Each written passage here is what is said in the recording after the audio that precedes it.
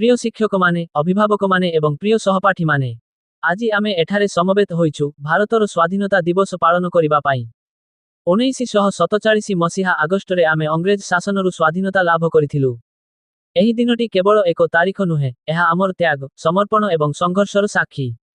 ଆଜି ଆମେ ତାଙ୍କୁ ସ୍ମରଣ କରିବା ଆବଶ୍ୟକ ଯେଉଁମାନେ ଆମକୁ ଏହି ସ୍ୱାସ୍ଥ୍ୟ ଆଣି ଦେଇଥିଲେ।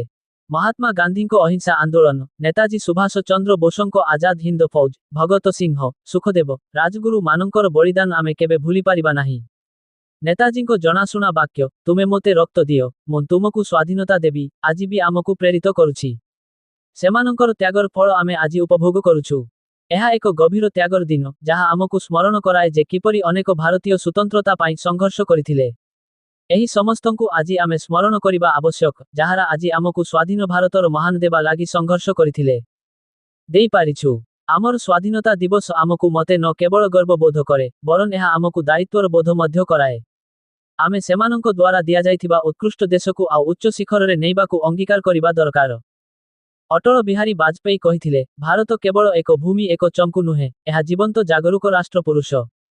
ଏହା ପୂଜାର ଭୂମି, ଏହା ସମ୍ବର୍ଦ୍ଧନର ଭୂମି। ଏହା ଅର୍ପଣର ଭୂମି, ଏହା ତର୍ପଣର ଭୂମି।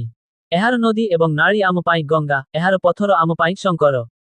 ଆମେ ଜୀବନ ଯାପିବା ଭାରତ ପାଇଁ, ଆମେ ମରିବା ଭାରତ ପାଇଁ, ଆମେ ମରିବା ପରେ ମଧ୍ୟ ଗଙ୍ଗାଜଳରେ ବହୁଥିବା ଆମର ଅସ୍ଥିଗୁଡ଼ିକ ନିକଟରେ କେହି କାନ ଦିଅନ୍ତି, ଏକ ହିଁ ଶବ୍ଦ ଉତ୍ତରିବା, ଭାରତ ମାତା କି ଜୟ।